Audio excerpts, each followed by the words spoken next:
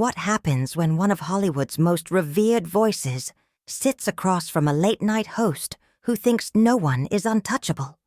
This is the story of how Morgan Freeman, the man whose voice has narrated our lives, our dreams, and some of cinema's greatest moments, walked into what should have been a routine interview and ended up in a televised confrontation that left an entire studio stunned.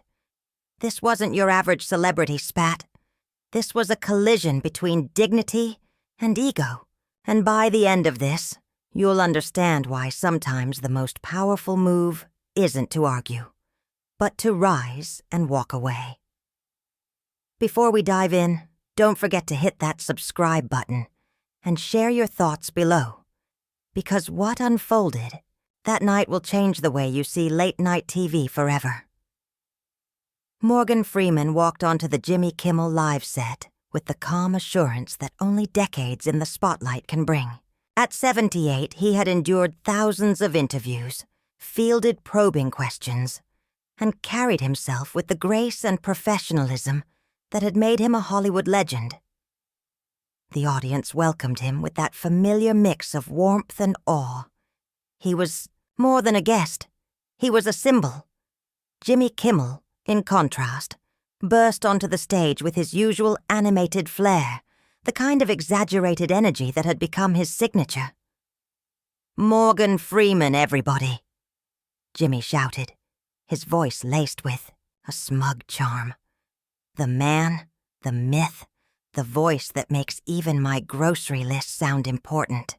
The audience chuckled obediently, but the tone hinted that this wouldn't be the respectful sit-down Morgan's team had anticipated.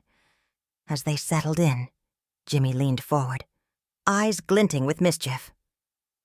"So, Morgan," he began, "I know this might be a little uncomfortable, but there've been some rumors. People are saying you've been difficult to work with lately. Care to comment?" His smile remained fixed, but there was no warmth behind it, just the calculated hunger of someone angling for a viral clip. Morgan didn't flinch. His expression was neutral, composed. "Jimmy, I'm not sure what rumors you're referring to. I've had the privilege of working with extraordinary people throughout my career. Professionalism matters to me, both giving it and receiving it." The words were gentle, but there was a firmness beneath them, a line being drawn. But Jimmy wasn't ready to back off. "Come on, Morgan. Word is you stormed off a set last month. Over catering. That sounds a little diva, doesn't it?" A ripple of discomfort moved through the audience. "I think your source is mistaken," Morgan replied evenly. "I've never left a set over something so trivial, but I have walked away from environments where professionalism breaks down, where there's a lack of respect. It was calm but unmistakable, a warning." Jimmy grinned wider, mistaking restraint for vulnerability. "Disrespected? That's a strong word. What exactly does it take to make Morgan Freeman feel disrespected? Someone forget to call you Mr. Freeman? Not hold the door?" Laughter died on the audience's lips. The studio air grew colder. Morgan leaned back, folding his hands. His voice dropped lower, more deliberate. "Respect, Jimmy, isn't about titles. It's about basic human dignity. It's about speaking in good faith, not ambushing someone with gossip and mockery. Under the pretense of an interview, the room shifted. Even the crew could feel it. Jimmy sat up, defensive now. "Oh, come on. I invited you on this show. I'm giving you free publicity. Isn't that respect?" Morgan didn't blink. Extending an invitation doesn't entitle you to humiliate your guests. I came here for a conversation, not a spectacle. By now, producers behind the scenes were likely scrambling, wondering if they should cut to commercial or ride this out. But Jimmy was too far gone. Instead of retreating, he leaned in harder. "Look, Morgan, this is late-night TV, Not a UN summit. People watch to be entertained. If you can't handle a few tough questions, maybe you should stick to voiceovers, where no one has to see your face. The line dropped like a grenade, and that's when Morgan Freeman stood. He didn't shout. He didn't storm. He simply rose, dignified, calm, and looked at Jimmy with a quiet finality. "There's a difference," he said, "between entertainment and exploitation, and you just crossed it." He walked off stage to complete silence. No applause, no music, just stunned faces and a host left speechless in his chair. Because in that moment, Morgan Freeman didn't need to win the argument. He'd already won the room. The words hit harder than Jimmy probably intended, and the second they left his mouth, the regret was written all over his face. He knew he'd crossed a line, and there was no coming back. Morgan Freeman rose slowly from his chair, every movement measured, dignified, unshaken by the tension crackling through the room. "I think we're done here, Jimmy." His voice was calm, quiet even, but it carried a finality and authority that dwarfed all of Jimmy's forced charisma. The audience sat frozen, stunned, watching a man they revered silently reclaim the moment. "Wait, hold on," Jimmy blurted, suddenly realizing that the viral moment he was trying to manufacture had just imploded in real time. "Don't be so sensitive. We're just having a conversation. Sit back down. Let's talk about your new movie." But Morgan was already walking toward the edge of the stage, unhurried, resolute. "This conversation ended," he said without turning, "when you decided disrespect was more entertaining than dialogue. I've spent my entire career trying to elevate the work I do. I'm not going to sit here while you try to drag me down. For your highlight reel." Jimmy's face turned crimson as he watched the interview slip further out of control. The audience wasn't sure whether to applaud or stay frozen in awkward silence. The cameras kept rolling, capturing every uncomfortable second of what was quickly becoming a legendary late-night train wreck. "Fine, walk off," Jimmy snapped, his voice cracking with frustration and fear. "But don't blame me when people start calling you difficult. This is exactly the kind of behavior I was talking about." His words, intended to sting, only deepened the rift. They didn't land as insults. They revealed a desperate attempt to save face, to rewrite the narrative. Morgan stopped at the edge of the stage. Slowly, he turned back to face Jimmy one last time. His face was calm, but laced with disappointment. "Jimmy," he said, his voice steady, "I've been in this business for over 50 years. I've worked with directors who yelled, producers who lied, actors who behaved like children, but very few people have taken as much satisfaction in humiliating their guests as you just did tonight." His words cut like glass, deliberate and unshakable. The studio fell into total silence, each syllable echoing like a gavel strike. Jimmy's face lost all color. This wasn't just another awkward interview. This was Morgan Freeman, icon, legend, calling him out on his own stage, in front of his own audience, on camera. "I wasn't trying to humiliate you," Jimmy stammered, his earlier bravado reduced to a whimper. "I was just asking questions, doing my job. If you can't handle a little back and forth, maybe you're the one being difficult." But even as the words left his mouth, they sounded flimsy, hollow, like someone trying to justify something they knew was indefensible. Morgan shook his head slowly, the gesture heavy with disappointment and pity. "Your job," he said, "is to create a space where real conversation can happen, to treat your guests with respect, to give your audience something meaningful. What you did tonight wasn't hosting. It was ambushing. You turned your platform into a weapon. Jimmy laughed nervously, the sound thin and artificial. Come on, Morgan. We're both celebrities. We're both rich. Nobody's attacking anyone. It's just entertainment. You're blowing this out of proportion. Morgan met his gaze, unwavering. That's where you're wrong, Jimmy. This isn't just entertainment. It's a reflection of who we are, of how we treat each other when the cameras are rolling and when they're not. Success doesn't excuse cruelty, and holding a microphone doesn't turn disrespect into comedy. He let that sink in, and it did, like a stone dropped into still water. When you invited me here tonight, Morgan said, you accepted a responsibility to honor your guests' time, dignity, and presence. You failed that responsibility. Jimmy rose from behind his desk, scrambling for control. Look, maybe we got off on the wrong foot. But the moment was gone, and Morgan Freeman, without anger, without theatrics, had already said everything that needed to be said. Why don't we just start over? Jimmy said, forcing a smile that didn't quite reach his eyes. Let's talk about your movie.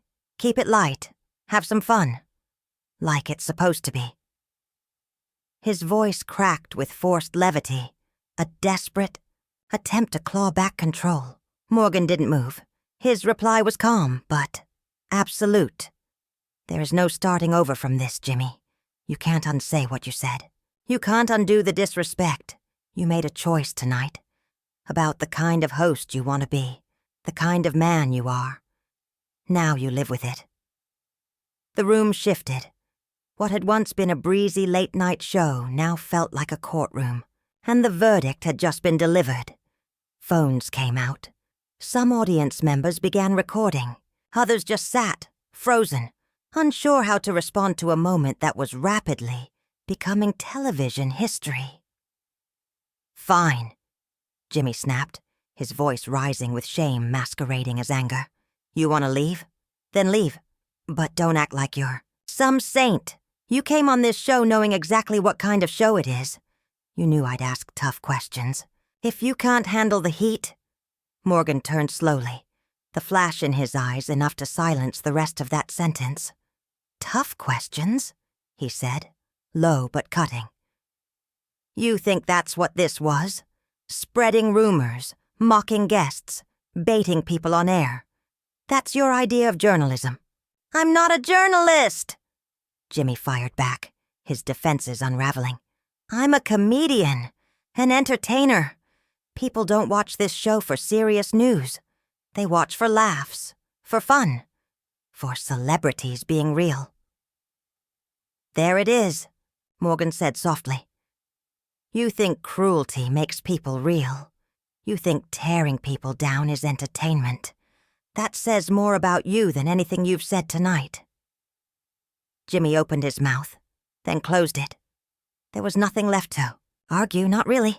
The cameras kept rolling, capturing every frame of the implosion. You know the real tragedy here? Morgan continued, voice now heavy with sorrow. You have a platform millions trust, a voice that could uplift, inspire, bring joy, and you've used it as a weapon, for a cheap laugh, for a clip. That's not fair, Jimmy muttered. I've done good things, great interviews, helped people. You can't judge my whole career on one bad night. I'm not judging your career, Morgan replied. I'm judging the man who sat across from me tonight, the one who chose ambush over respect, controversy over conversation. The studio fell into a breathless hush. Even the hum of the lights seemed too loud now. Jimmy's band looked down at their instruments. His announcer had quietly slipped out. Somewhere behind the scenes, producers were likely panicking. I came here to talk about my work, Morgan said. To be part of a tradition that once brought people joy. Instead, I walked into a setup, a stunt, At my expense. Please, Jimmy said, standing now, hands open in a plea. Let's reset, just sit down. Let's talk like professionals. I'll be respectful. I'll ask real questions. Please. Morgan studied him for a long moment. Then he shook his head, slowly, decisively. The time for that was when I first sat down, he said. You had your chance. You chose spectacle over substance. And now, we both have to live with that choice. It felt like a door had shut, hard, and no one in the studio doubted it. Jimmy sagged behind his desk, visibly shaken. His show, his image, his identity as America's charming late-night host was crumbling, second by second, in front of a national audience. I'm sorry, he said finally.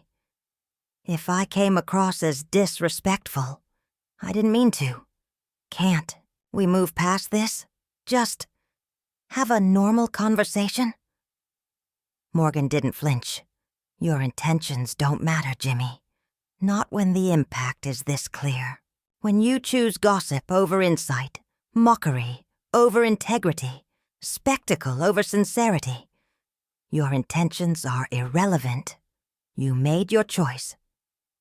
His voice, calm and deliberate, had taken on the weight of a man who had spent a lifetime knowing the difference between dignity and degradation. And the world was watching. This wasn't acting. This was raw, unfiltered truth. The audience wasn't just watching. They were captivated, frozen in their seats, witnessing something that felt more real than anything they'd ever seen on television. Phones were out. Cameras were rolling. Some recorded. Others simply stared, silent, transfixed, as Morgan Freeman delivered a masterclass in dignity under fire. Even Jimmy's most loyal fans in the crowd had fallen quiet, unable to defend what was playing out before them, behavior that had become clearly, painfully indefensible. But this is live television, Jimmy stammered, desperation cracking through his voice. Things happen. Conversations take unexpected turns. That's what makes it real.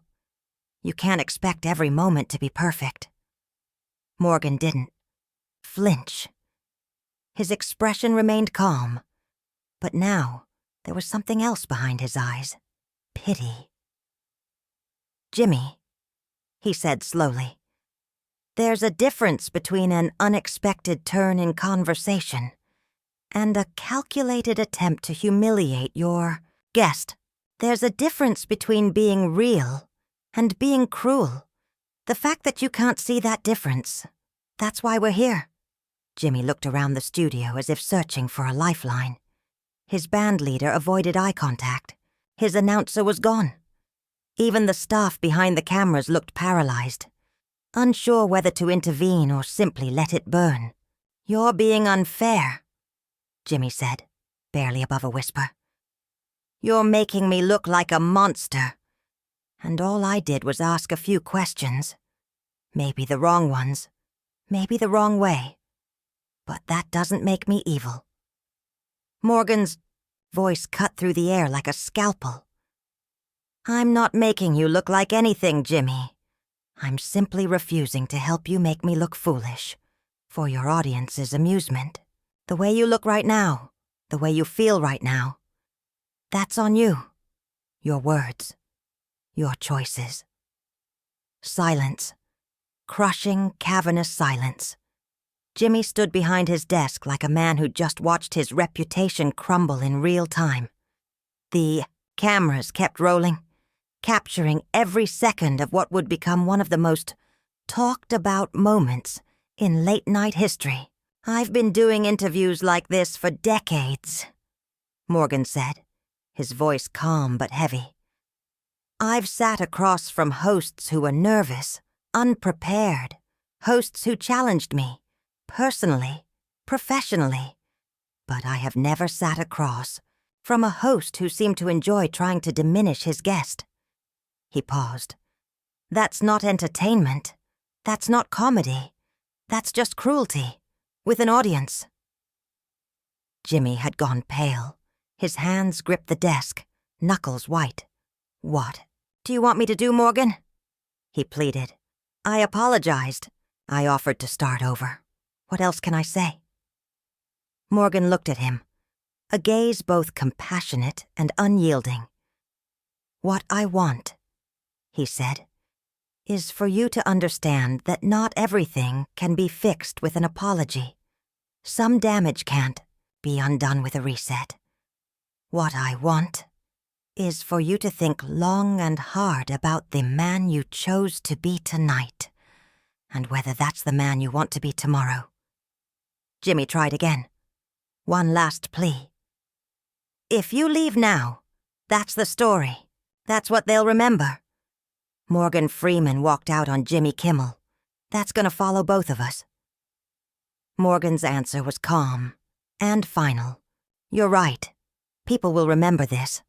They'll remember that, when faced with disrespect dressed up as entertainment, I chose dignity over humiliation.